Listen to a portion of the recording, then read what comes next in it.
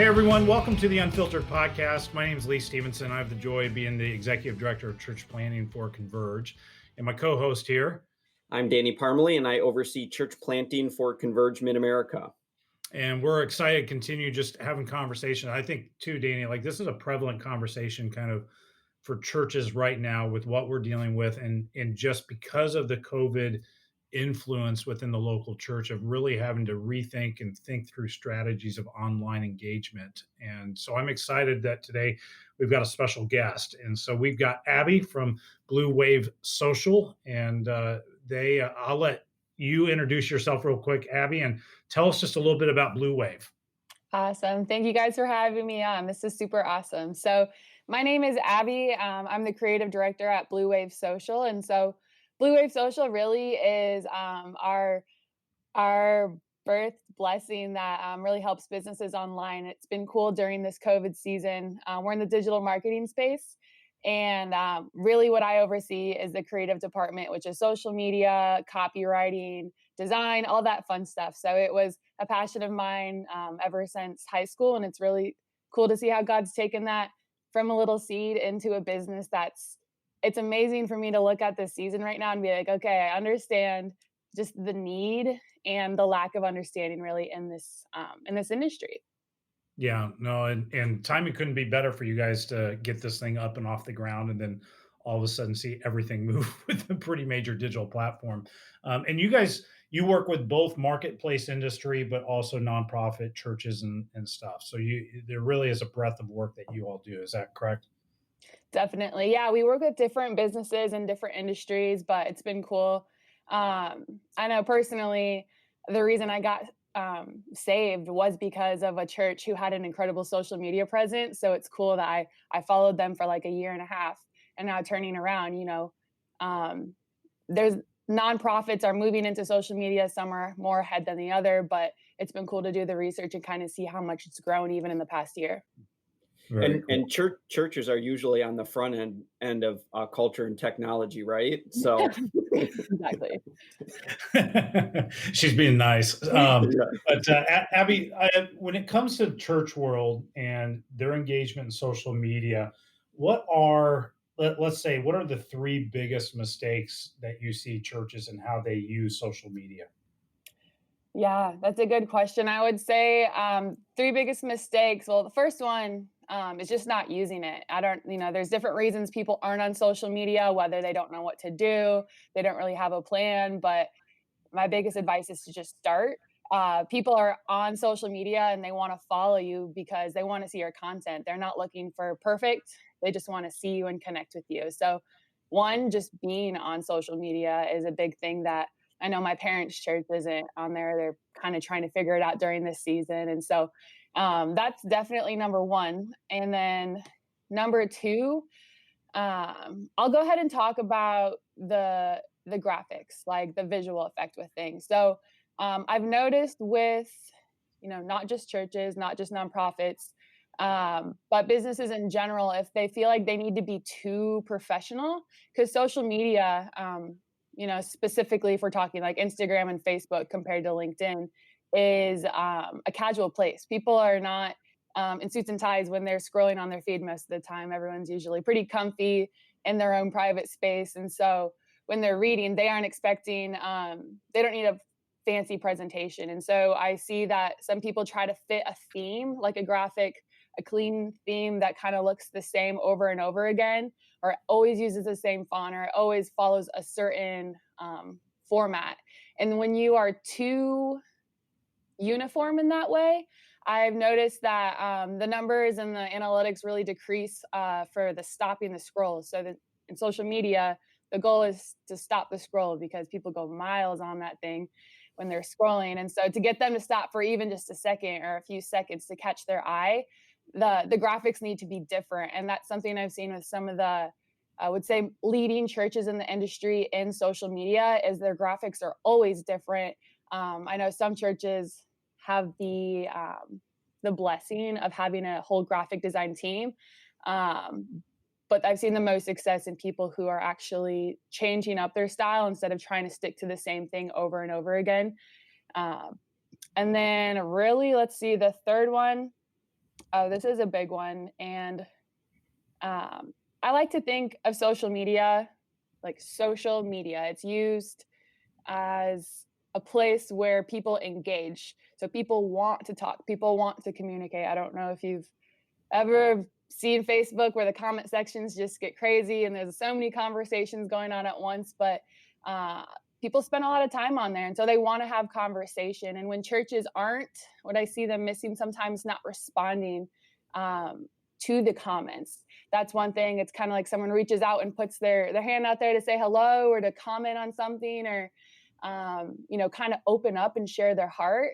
And they're not met back with a response. And so I would definitely, as a church, have someone who is in charge of the DMs, the message requests, and then responding to comments. And, sometimes you can't get to them right away, but getting to them at least in the same day, I think is very beneficial because if someone comments and they're not responded to, they might not engage again just because they're like, oh, they don't talk back. So really talking back with your audience is a big one too. Oh, those are great suggestions. Let me ask you just a clarifying question when it comes to the different social media platforms out there. When you think through the four major platforms, and you kind of mentioned them quickly when you were talking, you've got Facebook, Instagram, Twitter, and LinkedIn. Um, can a church have the same type of strategy across all the platforms, or should they have a unique strategy per platform in the way that they use it? Yeah, that's a good question with how each platform is different. So there's a different demographic, a different audience on Instagram compared to Twitter, Twitter compared to LinkedIn. And so I feel Instagram and Facebook are the sister platforms. So you usually have a little older demographic on Facebook and a little younger on Instagram. So those can usually be a pretty similar vibe. You talk to a 40-year-old maybe similarly to a mature 20-year-old, maybe. So that's true. I say that you can really have a similar tone to Twitter. Definitely, I feel like the shorter the better. I know there's only a certain amount of characters, so sometimes when you come to content, you have to maybe take what's created on Instagram or Facebook, look at it, don't overanalyze it, but make it more concise. What's the bullet point? How do you want to hook someone for just a quick thought? And then LinkedIn is definitely, really depending on your church's brand vibe, more professional. So I would switch the tone just a little bit more professional on LinkedIn, but also at the same time, I've seen people use content for Instagram, Facebook, and make it fit LinkedIn just as well.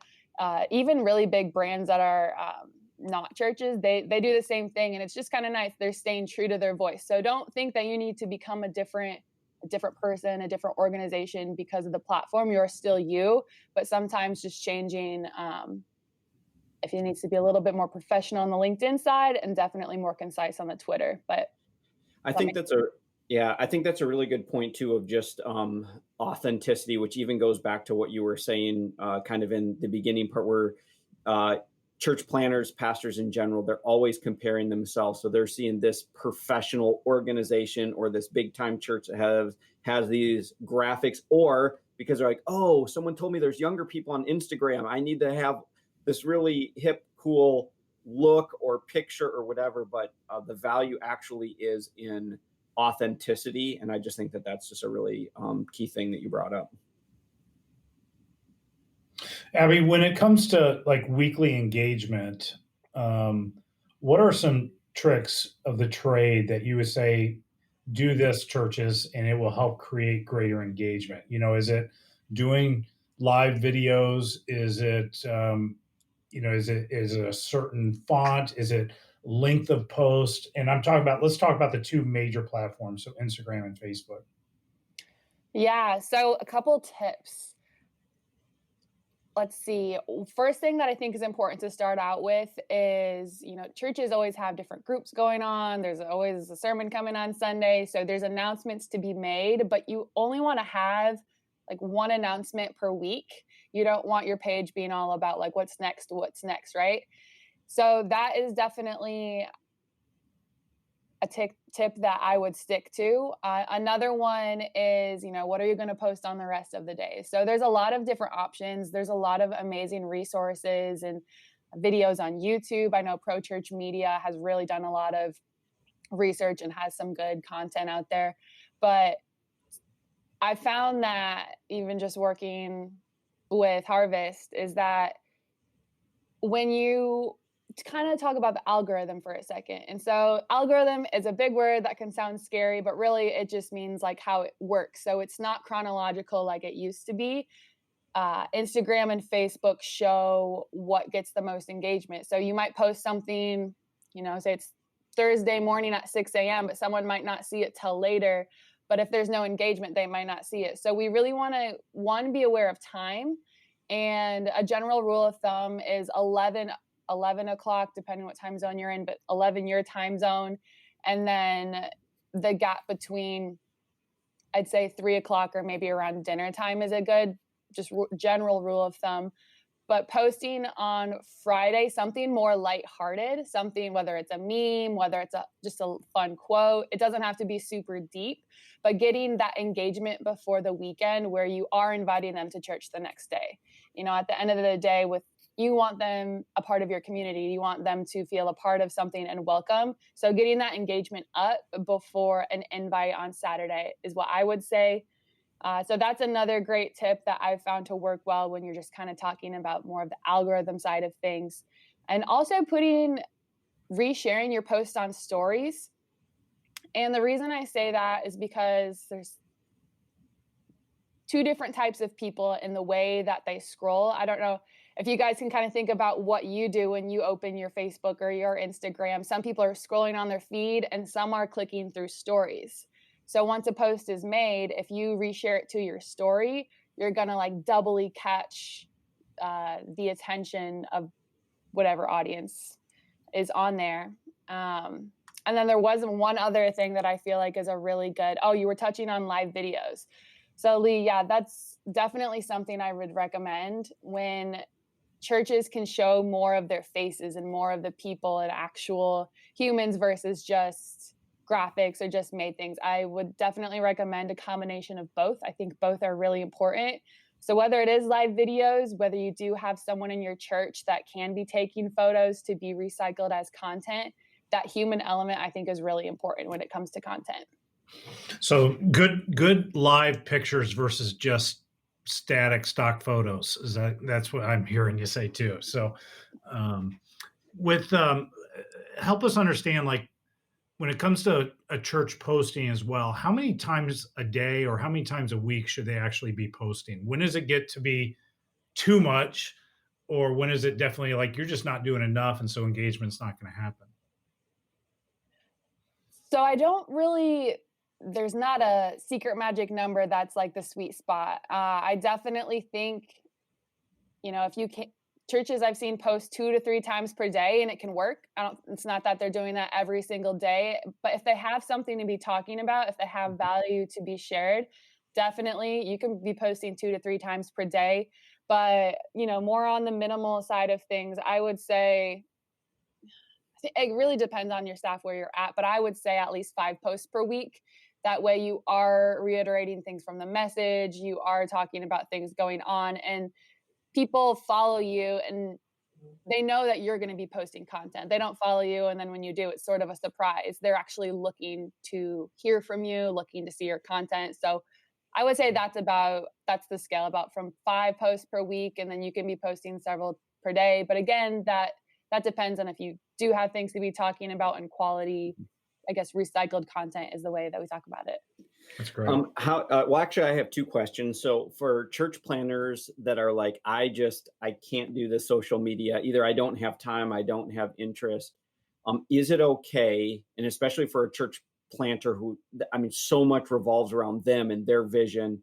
Is it okay for them to hand this off to a volunteer to say, I want you to run the social media? So give me some of the pros and cons of kind of handing that responsibility off. And then also, you were talking about content. How much should this be thought through? So in other words, whether that is the church planter or the church planter that does hand it off to say, okay, well, this week or this month, how do they go about planning it? Are there Are there some apps that are your favorite apps, Planoly or those types of things that you're like, this is the one that I choose to use because it just helps with that consistency and thinking through the content.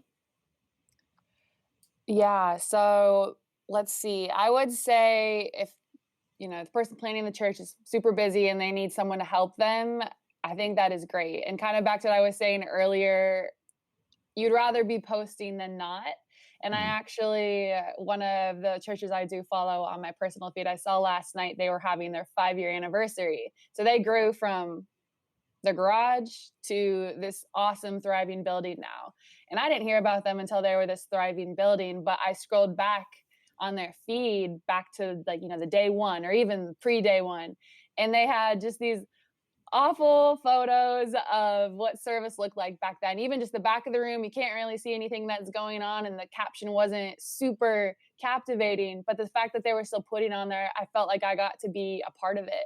And so I would definitely not be too critical on the quality of content, be posting photos, uh, at least start somewhere. We're all beginners, and if someone's doing this 2 months later, 6 months later, one whole year later, you're going to see a lot of growth in terms of content. So I would just be, have a conversation however frequently you want to make it, about any directions, sit down, make content at once. So I had photos that I had shot previously, and I would sit down and make some graphics, and I would go through planning the week, or you can even plan out the month depending on how much information you have, making that content calendar and using a scheduler. I would say some of the basic ones, Hootsuite is a very general and good one. I know the ones that we use, we have reporting on our social media, so the ones that we use are more for agency side of things, not necessarily churches. But Hootsuite is the one that I've heard the most success with for people who are, just looking to plan for themselves. I also used Later. Later Media is more Instagram based, and if you want to schedule, um, like an Instagram story, you can schedule stories on there. Stories don't automatically post. That's one thing that Instagram is working on right now, but you can schedule your stories for engagement, and then you'll get a little text when it's time to post it, and then someone just has to click the button. So it's not as automated, but I would definitely look at automating your content. That way you get it all taken care of and you don't have to think about it throughout the week or every single day to be posting something. No, I love those suggestions. I personally use Canva as well and had great success with that. And I think that's a great idea too. Is just do some YouTube, find some Instagram stars out there that intentionally training people on how to use these resources. And it's like so many things. Find what works for you, and then just implement the plan, to be able to make sure that at least there's a level of consistency and good content being driven out there to, as you said before, it's about creating the conversation more than it is about just sending out information. And so I think those are great tips. Abby, thanks so much for being with us. We appreciate the time and your expertise and just sharing a little bit about how can we get better with the social media presence and engagement for our local churches. So everybody, until next time, keep it real. This has been the Unfiltered Podcast.